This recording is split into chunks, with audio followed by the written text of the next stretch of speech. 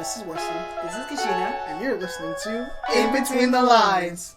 Whew, it's been a while, hasn't it? Yeah, especially after our last couple of takes before this. Dude, it's been a long while. Let me tell you, we're starting off with a new year. And I know we're a little bit late to this train, but you know what? Happy New Year's, guys. Happy New Year. I feel like this is the best way to start off this new year. With Persona 5, baby!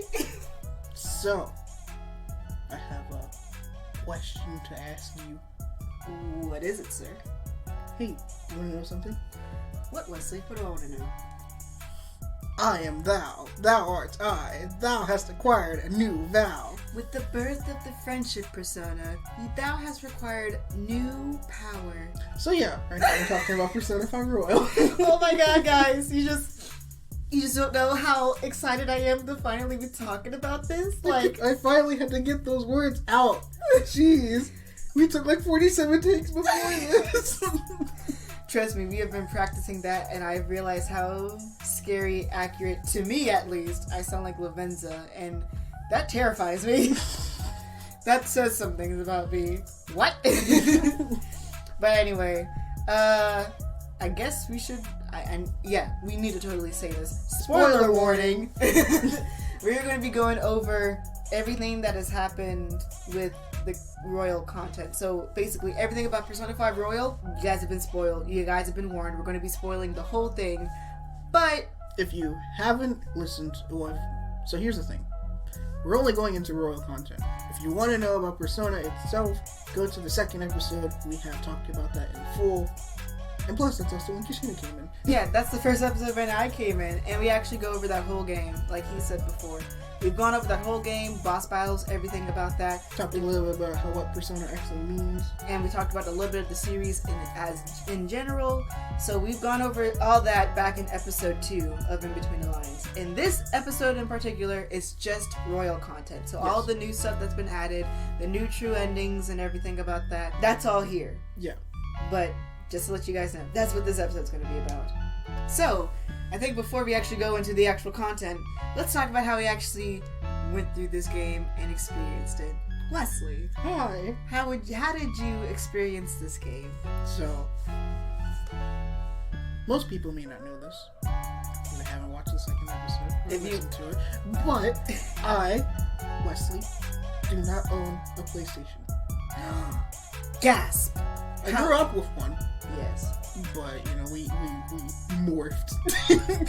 He currently does not have one in his own possession at the moment. I have evolved. You have evolved to Xbox only and Switch. And it's Wii. Fine. And Wii. And it's fine. It's fine. When Persona 5 Strikers come out, maybe be ready. I'm definitely going to be grabbing that one.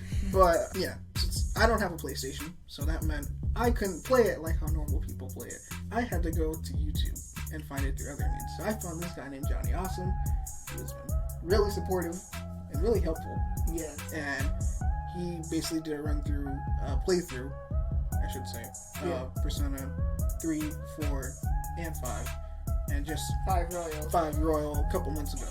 Yeah, we talked. He finished it about a couple months ago. So I finished this game before him. I've actually played through the game myself. I played through the original Persona 5, and I played through this one all by myself. And we actually talked about this in the second episode, where this is how we went through it. And at first, like I said, I was very afraid of him going through it through YouTube means, because I feel like you could be able to relate to the characters more if he was to actually play through the game.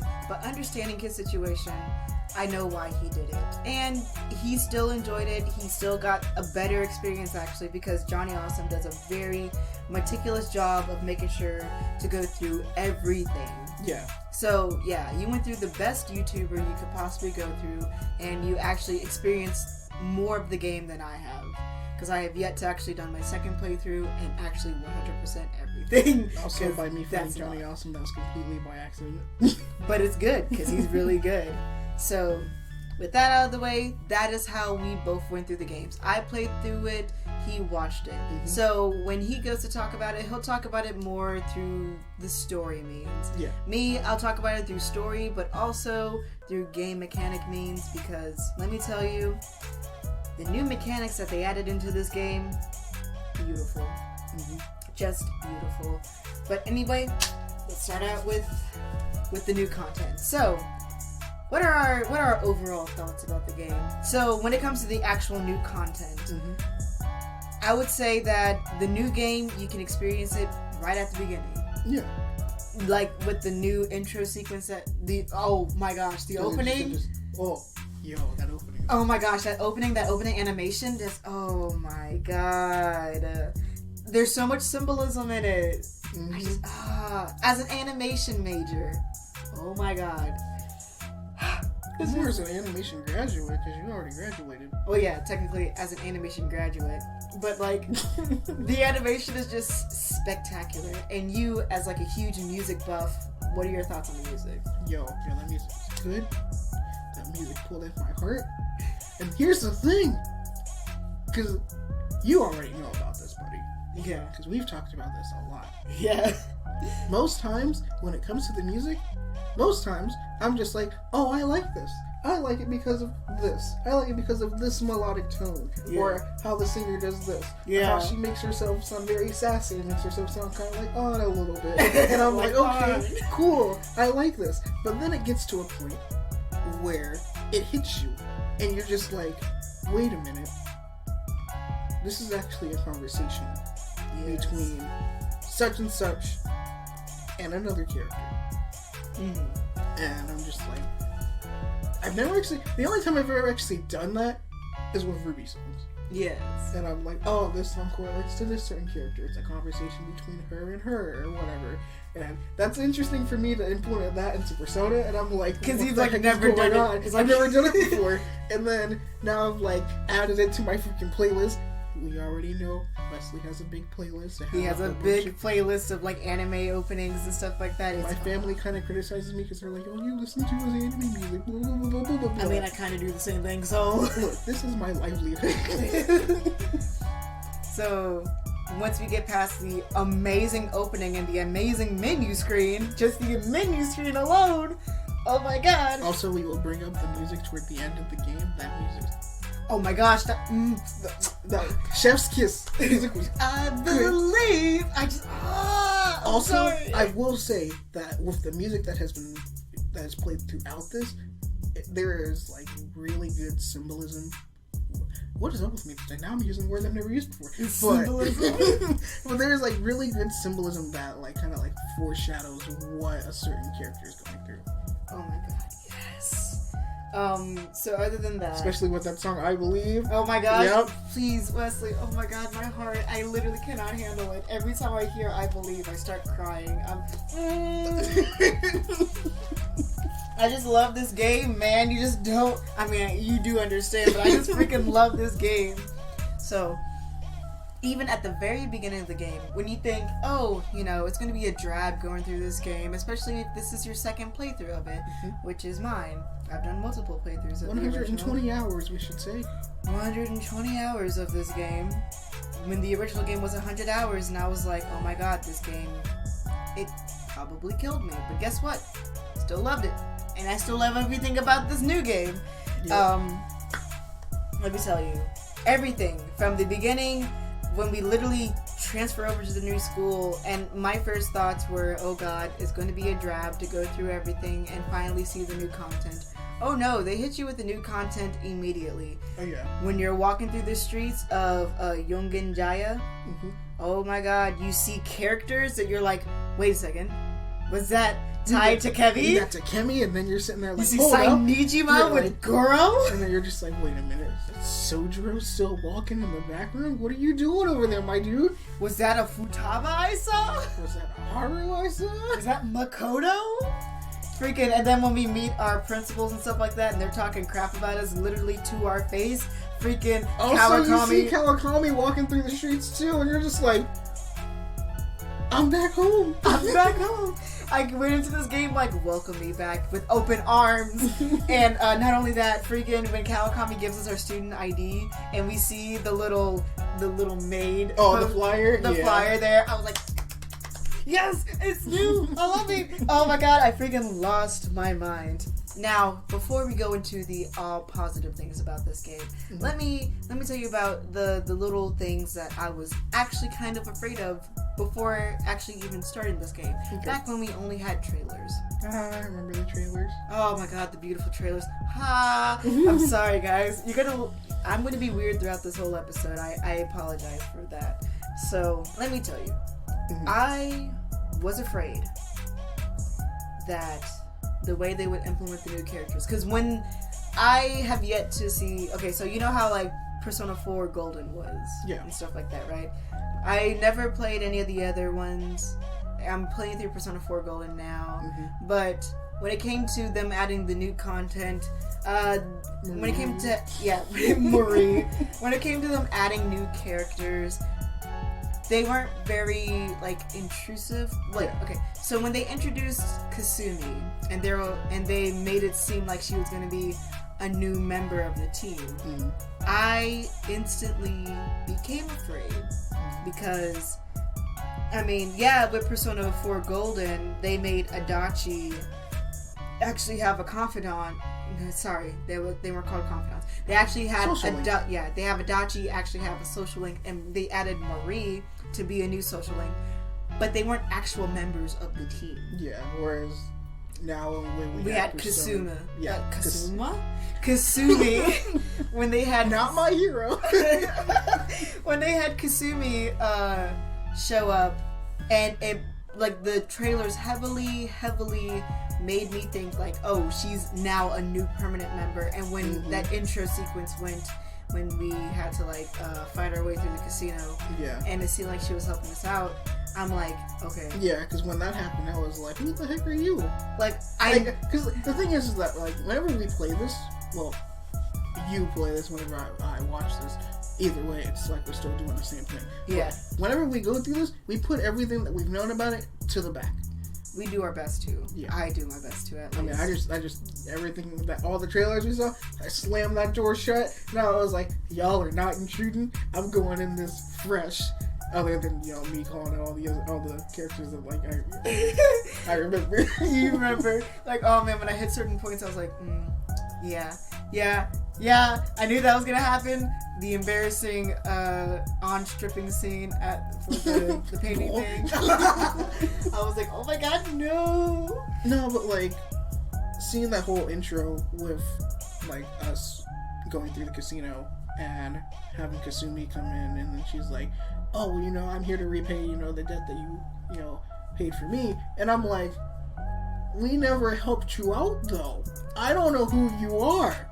And then she's like, oh, well, you need to get going. I still have some unfinished business I need to attend to. And I'm like, but you're in the casino. What? And then I'm like, who the heck are you? I'm like, you look like us. And I'm like, are you some alternate version of us with red hair? Did we just straight up dye our hair? And we're just like, yeah, this looks good, boy. Yeah. Oh my god. We pulled a reunion.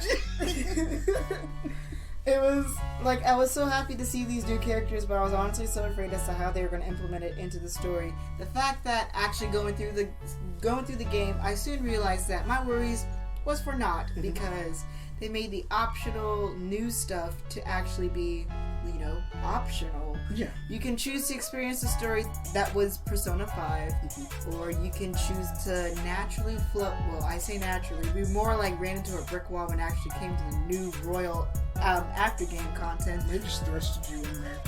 We'll get to that in a moment.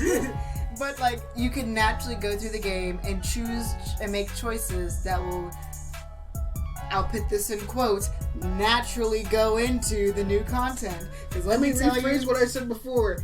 Remember I said they just thrusted us in there? Nah, they said, okay, you know what? Here's your new content, here's your old content. Now get in the canon. Now get in the canon. What? No, get in there. We're going to the new content. But wait, I thought, nope. They said, yeet, boy. So, as you can tell, we already talked about one of the new characters, Kasumi, or as people know her after the game, Sumire. Yeah, I'll say this now. I mean, should I say it now or should I save it for later? can say it now. Okay, so when we were already introduced to Kasumi, but then like figuring out that like she's actually Sumire, I was like, who the heck is Kasumi Dude, then? And then broke.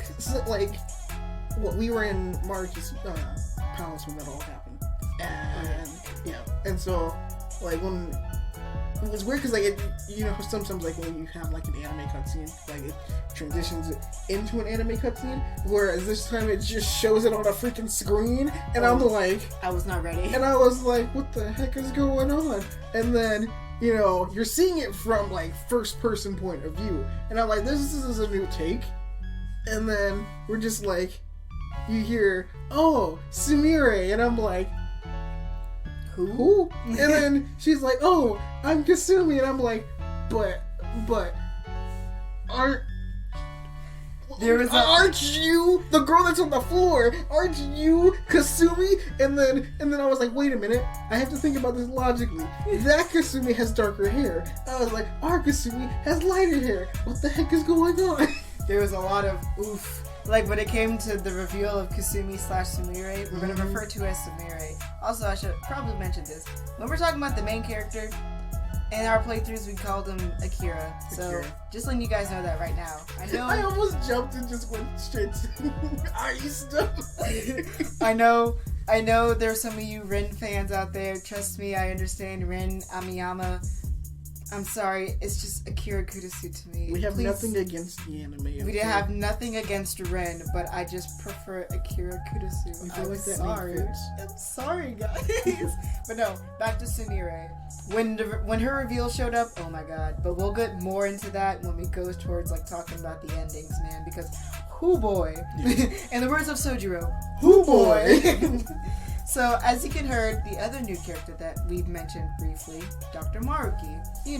The nice, laid-back, chill counselor that comes to our school. Who tries to sprinkle salt into some soup. I laughed and cried when I saw him do Salt Bay. The fact that they added memes to this game, oh my god. It was like Atlas released Persona 5. And they knew what culture we were in right now. And then they saw the memes. And they were like, how can we relate more to kids? And then collectively they were like, memes. And so they were like, what's a meme we can easily implement into here? They added Cat Bus. I mean, that was in the original, but Cat Bus. They added the Sailor Moon transformation. Not once, but twice. I was like, wow, really? You're gonna do that to me?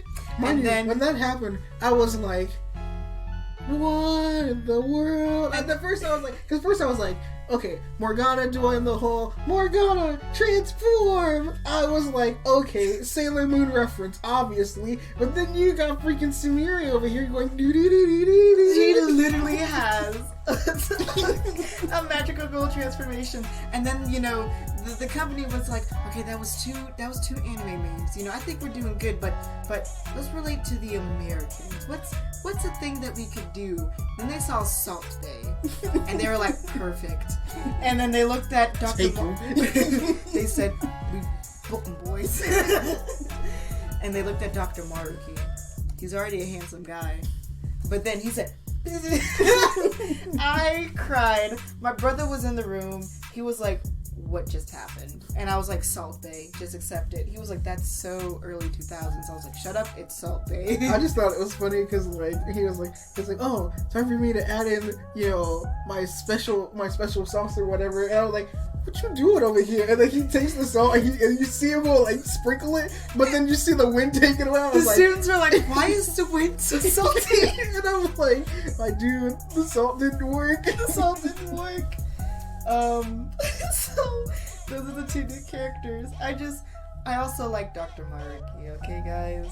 I mean, yeah, at the ending, I could see why he was made as the antagonist, but he was a very intelligent antagonist. The reason behind why he had a palace, it was freaking beautiful.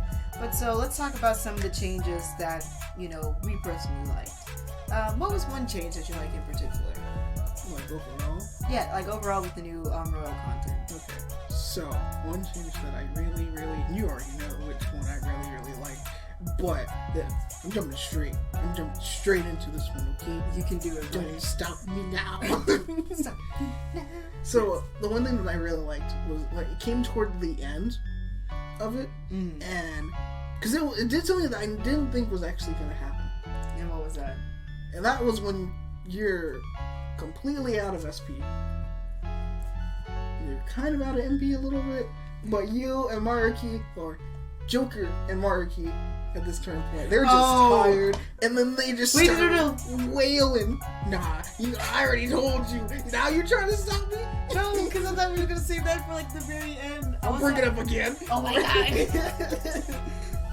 Alright, so you're gonna jump right into that. I thought you was gonna mention freaking White Day. Yo, freaking White Day! I thought that was the thing you was gonna talk about.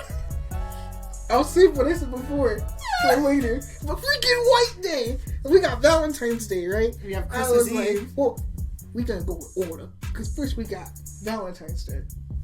Valentine's Day, I was completely okay with. Granted, we romanced Sumire. That was Johnny Awesome. Yeah.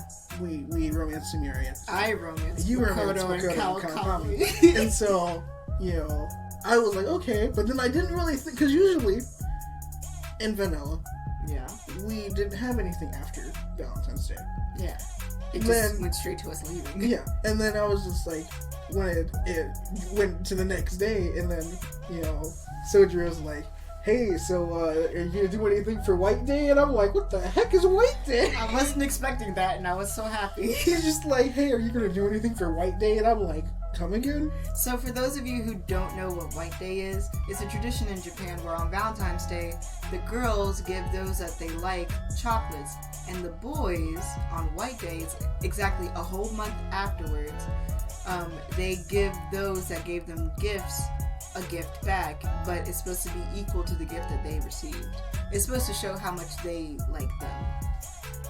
I don't know why my mind immediately jumped straight to German. Because I think that's kind of what happens in Germany.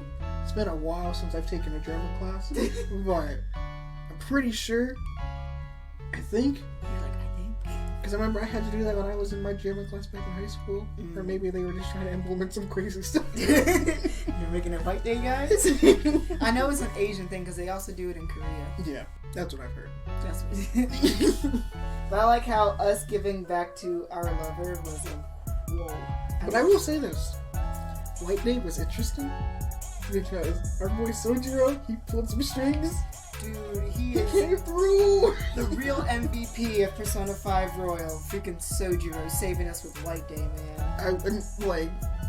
So when he did that, we went to like this fancy restaurant. Oh my! And then we sat here and had like a freaking bouquet of roses. And then Joker gets up and he's like, oh, I have something else for you. So Samira is already looking at the huge freaking landscape. I like and how then this is all through Samira's I'm thinking of this through Makoto because I chose Makoto too of both days. And so you're seeing like the whole freaking landscape of the lights and everything. And then she's like, oh my gosh, this is beautiful. And then Joker's like, oh, I also have this for you. Takes out bouquet of roses. I'm like, boy, don't you dare get down on one knee and start proposing. I'm like, bro, he's only in high school. Like, dude, when I saw how fancy this restaurant was, I was like, dang, Joker. Dang, Sojiro, what place? What? And I was thinking to myself, I was like, Sojiro, who are you going to be taking here? Like, oh my god, Sojiro, chill. Man, Sojiro be pulling them strings, man. I'm like, dang. Also, I just gotta say this one thing, man. Christmas Eve. Ooh. Christmas Eve was a surprise I was not expecting. First off, because of what all happened, we'll get to that later. I catch you. Freaking, it's just, so you don't end up going to jail on Christmas Eve if you choose to go through the true ending route, the new true ending route. You have to do a lot of things in order to get it, but if that happens, you end up not going to jail, and those that you've romanced message you, and you have the choice of choosing who you want to spend the evening with. We spent the evening with Sumire. That's not a choice. Is that a choice? That is a choice. Yeah, that's Freak. a choice. I forgot. No, because she only has. So it's weird with Sumire. Kasumi at the time. Yeah. It's weird with Kasumi. She only has 5 stars at the beginning, but into the 3rd semester she gains 10 stars, and so that's why I was like, she doesn't have 10 stars. How do you? I'll have to look into that. I'll have to do that myself. Or maybe I'm just thinking ahead because there was one. No, because it's before. It's before we ended up going out to. The Yaldabaoth? I believe so. And or like I said before, it's been a minute. It's been a minute.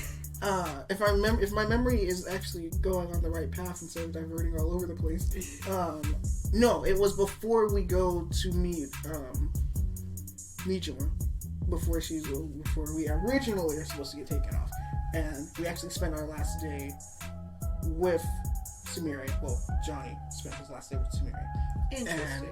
And that was when she's like, oh, well, I'm just gonna, we just need to sit here a little bit longer.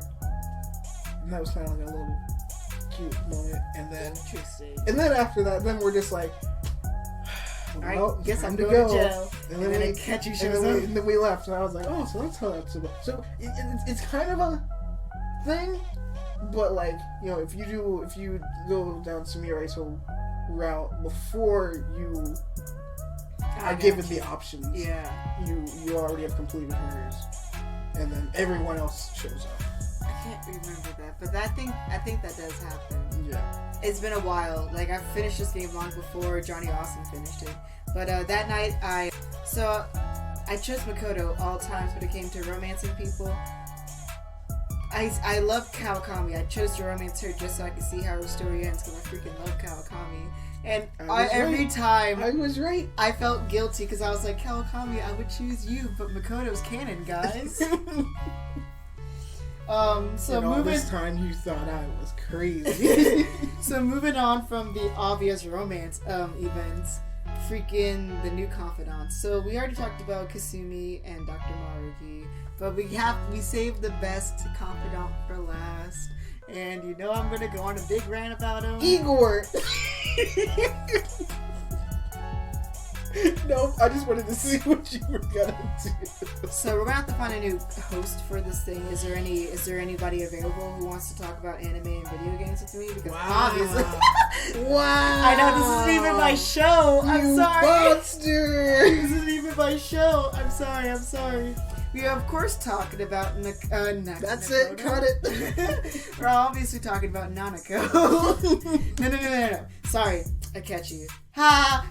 Akechi. I'm sorry, guys. I love Akechi. Mm-hmm. You heard me talk about him in episode 2. How much I freaking love Akechi. Well, guess what? I love him 10 times more in this game. Because you want to know why? We actually get a good confidant system with him. I do have to agree with you on that one. Because, like I said before, your boy hated him. And what's funny is his confidant is actually optional. Yeah, and even like when we did his confidant, I couldn't say his name for a minute. When we did Akechi's confidant, at first I was like, I don't like you.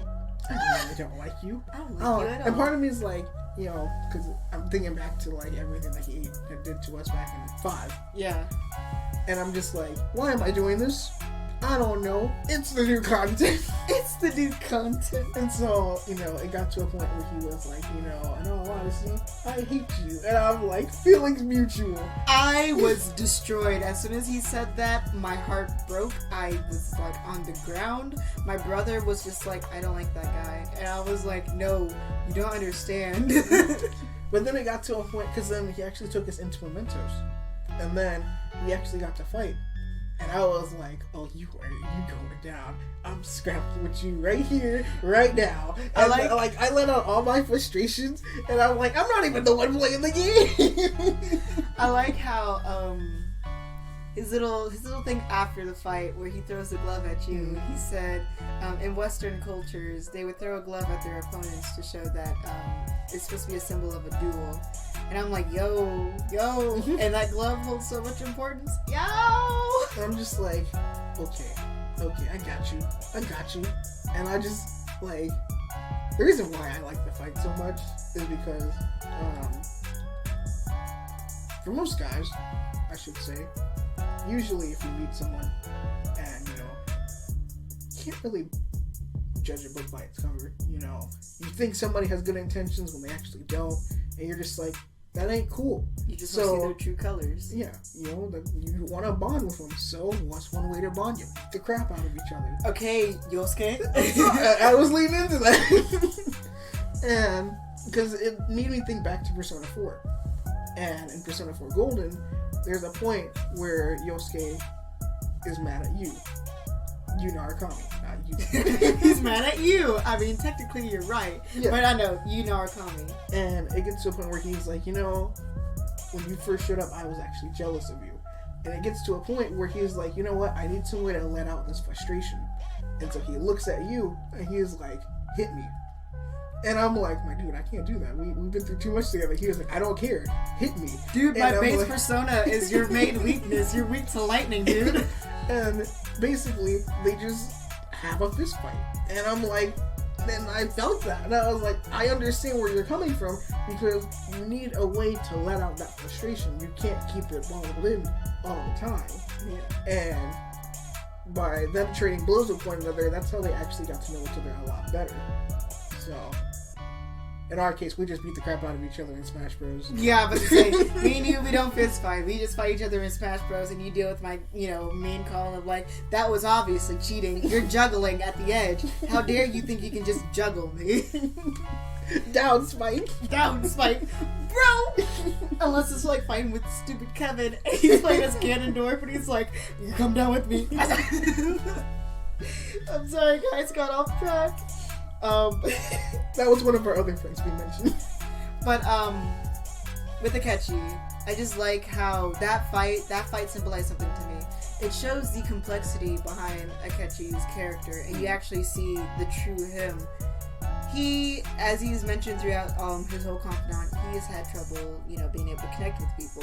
His father left him, his mother raised him by herself, and there are times where she even called him, like, a worthless child and stuff like that. So he had trouble finding value within himself, but also finding value within others. So to be able to connect with other people on a friendship level is exceedingly hard for him.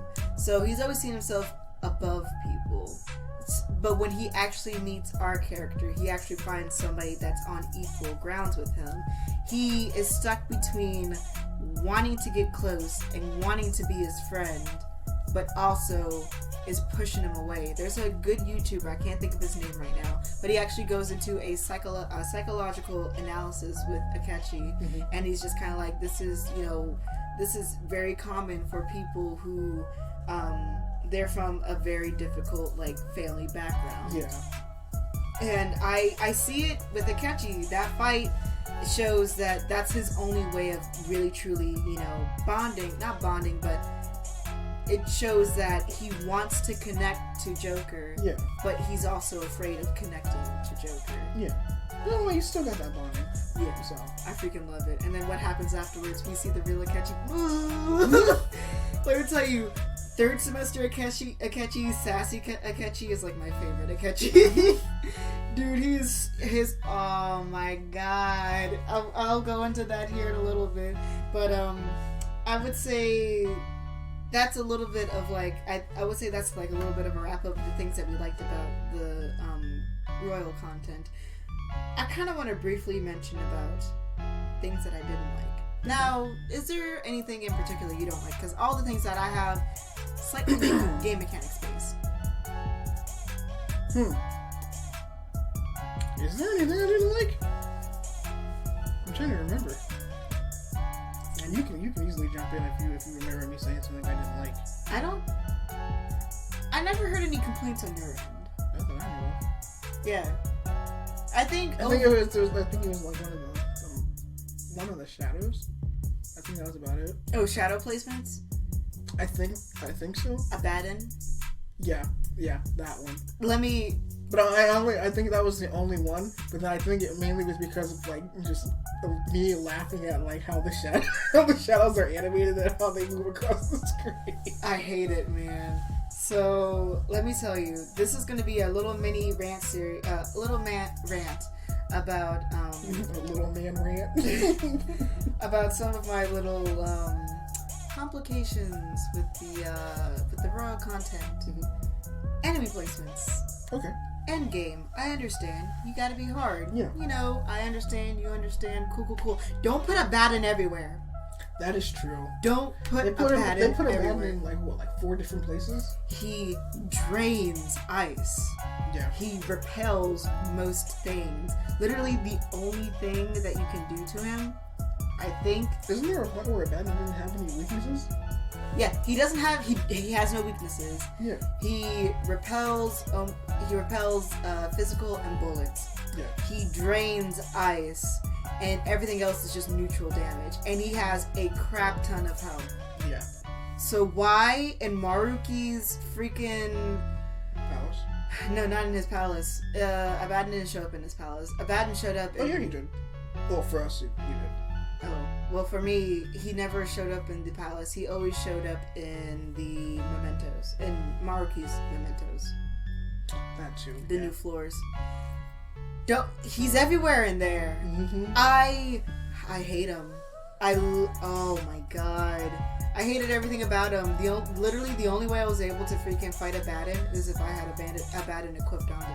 Oh, yeah. Everybody else was screwed. If Yusuke was in my freaking party, he was useless. I hated Abaddon. So Atlas, let me just let you know. Yes, I understand. If you guys ever decide to listen to this. If you ever decide to listen to this, yes, I understand. Harder enemies should be placed towards the end of the game. Completely understandable. Don't put Abaddon everywhere. Just don't.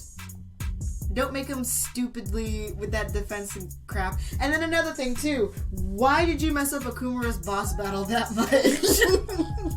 I died 7 times to freaking Okumura. And of course, I look onto YouTube and I'm like, am I doing something wrong? Everybody's just saying, oh, switch the game into merciless mode. You'll actually have like an advantage despite what the name is. No, I stuck to freaking normal mode and I stuck to trying to fight him.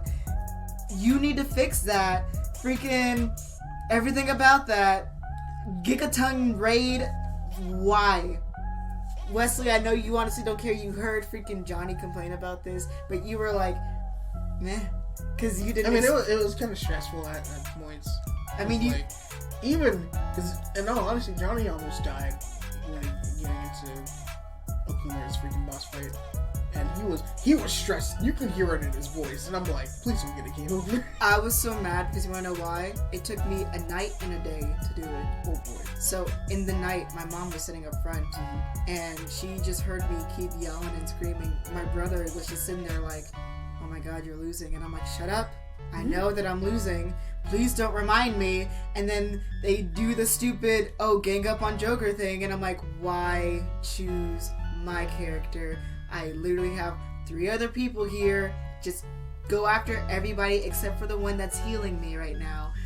Oh my god. I'm sorry. I was just so livid during that part. When I finally beat him, I wasn't even satisfied. I was just angry the whole time. Yeah, the thing Johnny kept doing was he just kept on applying buffs and debuffs. I did that too, and then you know what they freaking did? Go after the person with the most buffs. Oh, yeah. I cried. I was so mad. But anyway, continuing on from that little rant, now we can actually go into how things actually extended into the post-game. So post-game is where the new content comes in, and the things that actually...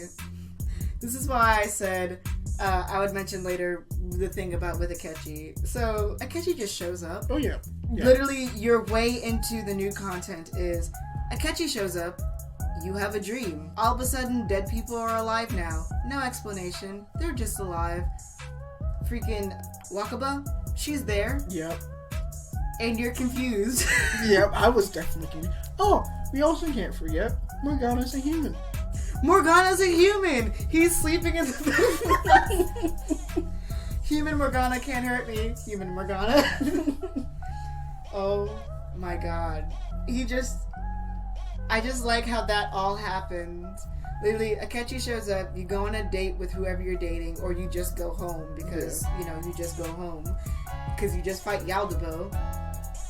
And then you have a strange dream. New Year's happens, all of a sudden, dead people are alive again. Everybody's weird. Morgana's human. Wasn't it like in the strange dream? Like basically you're just walking around the school pretty much. Yep. But you're in your prison.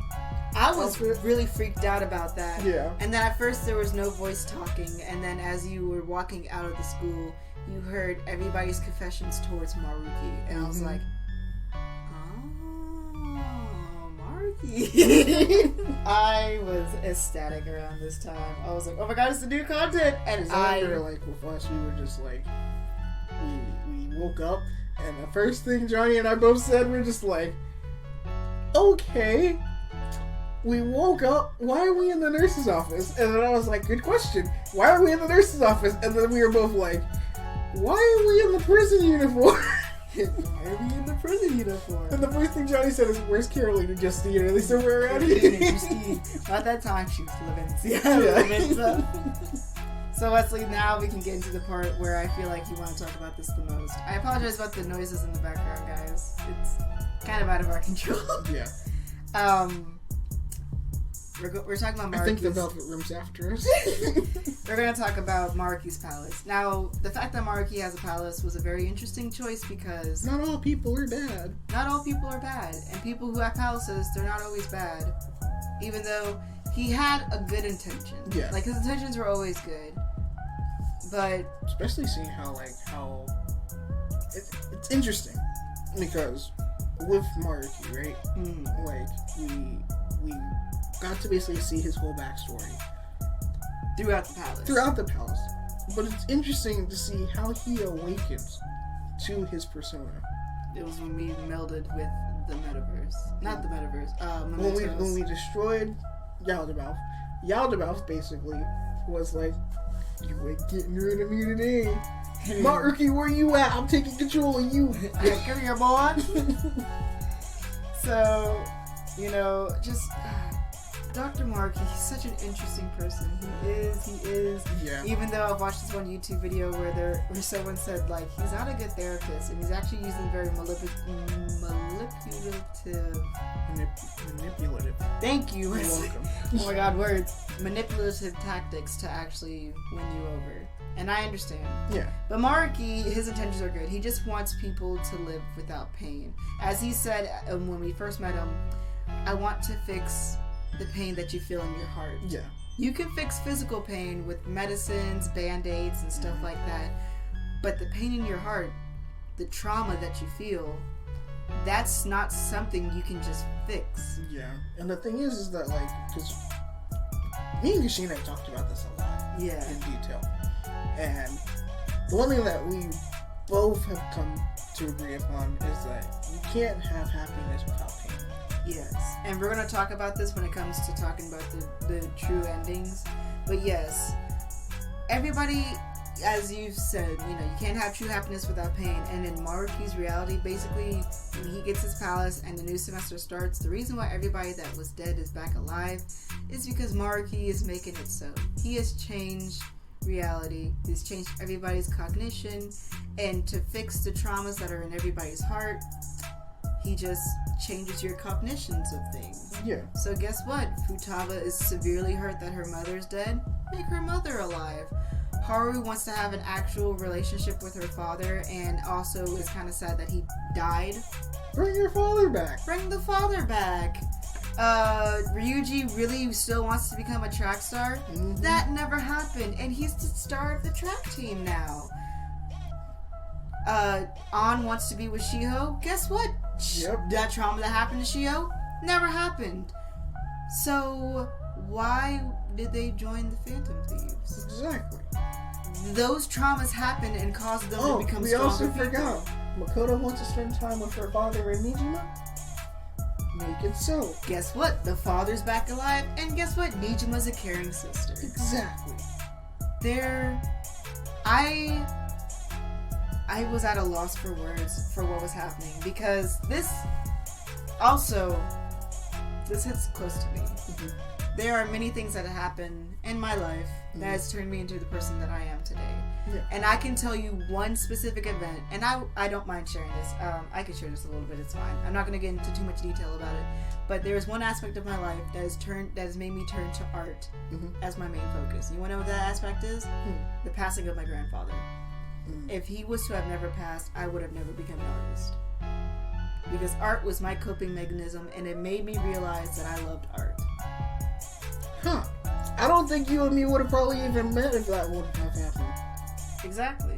Like, there are so many things. Like, if you take away one thing, the things that make you into the person that you are today, the stronger you, the one that has experienced the most stuff, you will soon realize that none of that stuff would have happened if the bad things didn't happen. Yeah. Yes, it hurts. Now, I know we usually don't go into dark, deep details on this show. We try to keep things lighthearted, but please understand that the bad things that has happened to you in the past. Yeah, sure, they were bad. But they shape who you are today.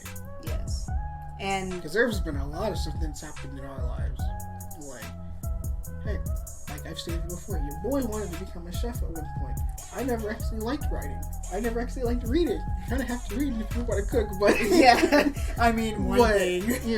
A lot of stuff has happened to the point where, I even wanted to create my own music at one point, and now it's gotten to the point where all this stuff has happened to me, but I kind of.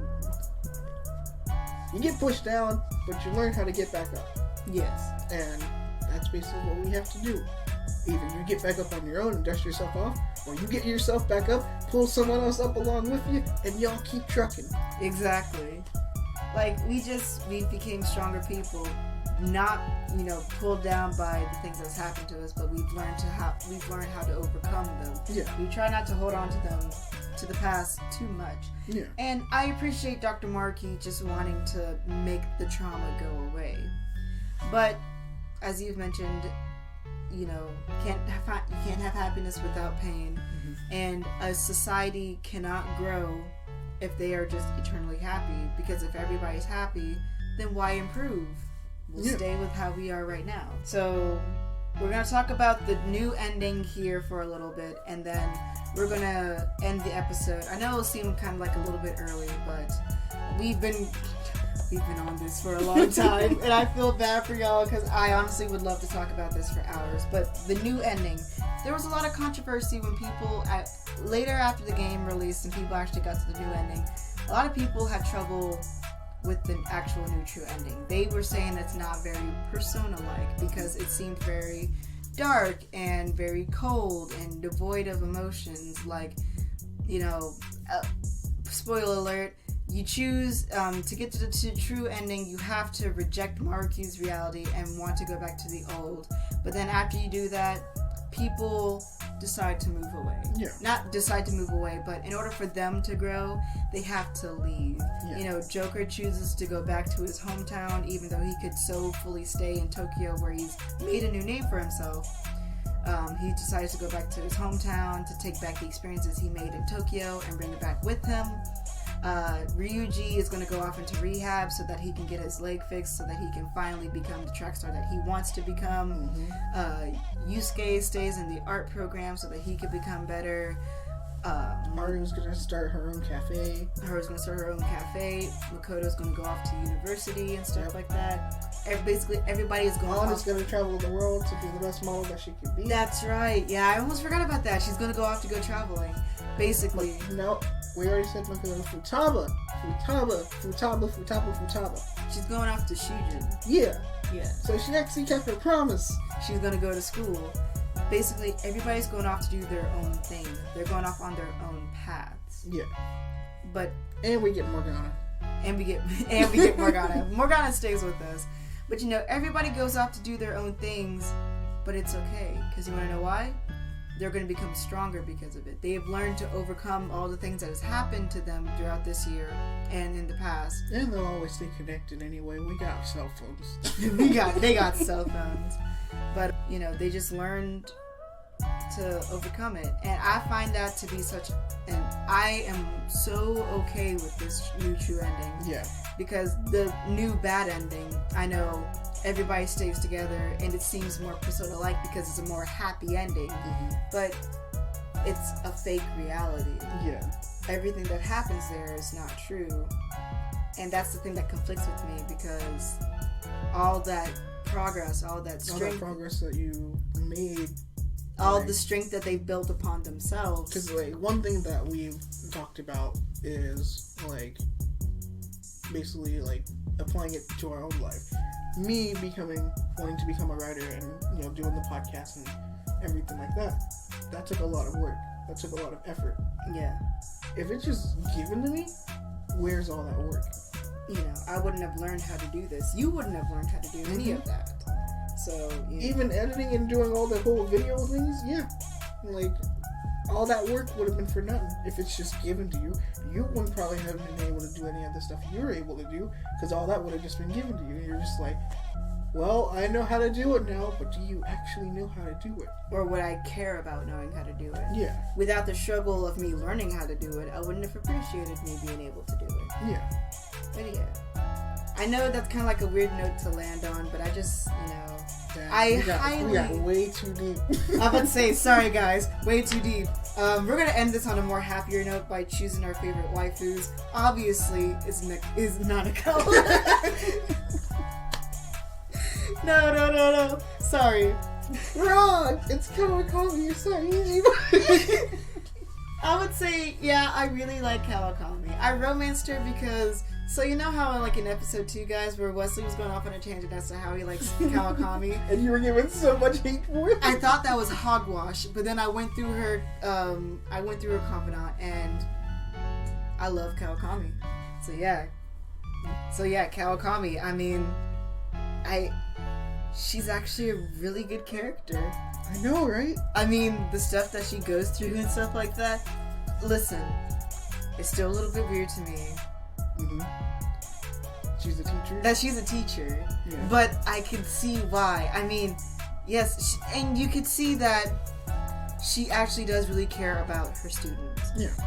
She even makes mention of that even after the whole we return back to the true reality. Yeah. Because she says that she wants to not depend more on her students, but more help her students further themselves. Yes. And like at first I thought she was just kind of like one of those teachers that doesn't actually care. But the more you spend time with her and the more that you see how she actually truly does care, you really start to feel for her. Yeah. You're just like, I just want her to be happy. I want her to achieve her dreams of actually becoming a better teacher.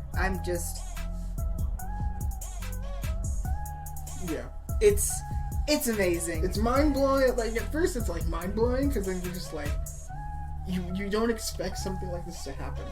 And then, when you sit there and you're, like, when you see the other, the former guardians of the students that she has to pay the debt to, yeah. Like, first you're just like, oh, I don't like them. But yeah. Then you're just like, oh, I really don't like them. After you see, like, how they're just greedy for money, and you're just like, nope.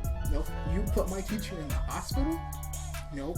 Yeah, because she works herself almost to death because she needs to get the money to pay them back. And they're so self-centered and they're just like, I just want the money. That's all they're really there for, is just for the money. And it irritates me to no end seeing how greedy they actually were.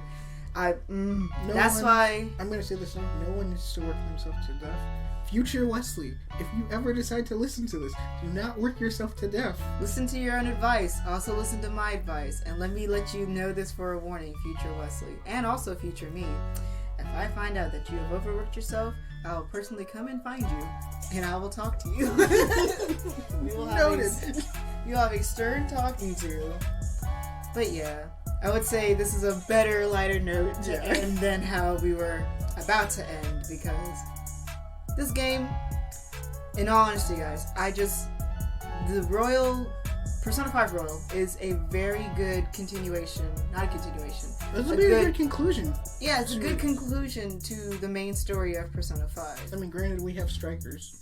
Yeah, we have Strikers. Is basically just a conclusion to Persona 5 itself. Yeah, not to Royal. The Royal stuff, I'm just...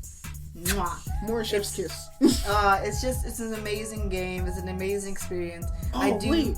Dang it. I don't know if we brought that back up again. What? The whole Maruki fight. The Maruki fight? Yeah. You have 5 minutes left. We can talk about the Maruki fight really quick. The music! yo, so look, guys. So we had with the Maruki fight, we were low on SP, we were low on MP, we were both tired.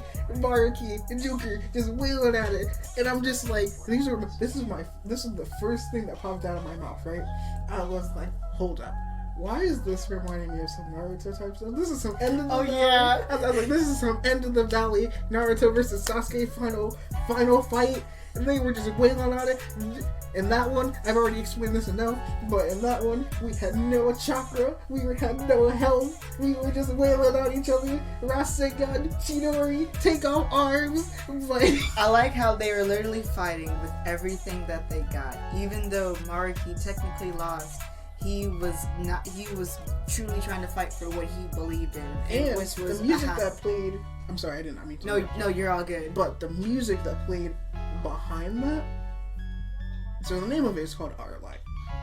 That is good. Even though it's all in Japanese, it is so good. Oh my god, yes. But like, even with that, like, you see the correlation of what the messages be like.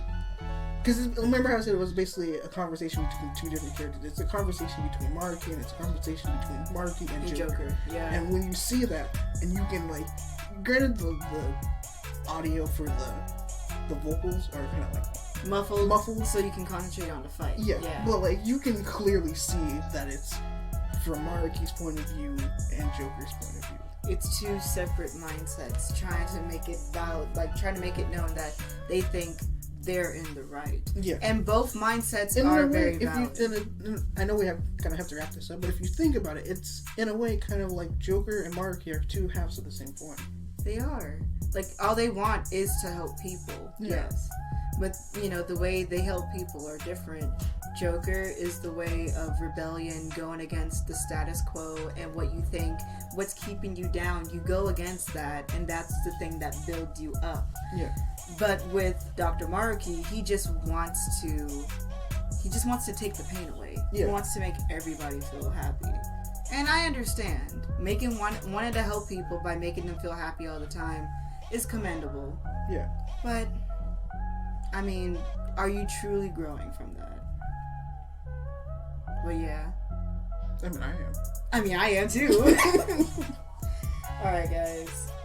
We're gonna have to wrap it up right here because we're coming towards the end. Yeah. I really hope that you enjoyed this episode. I know it was very, very long-winded, and there was a lot of akechi in the middle because, I mean, akechi is just akechi. There was some Kawakami toward the end. There is some Kawakami, but just remember, guys, it's always akechi. No, I lied! It's always Elizabeth! Wrong! It's Margaret! Because Margaret be looking like a snack! Alrighty, guys. Okay, guys. Thank you for tuning in. And we hope you've enjoyed listening to In Between the Lines. See ya.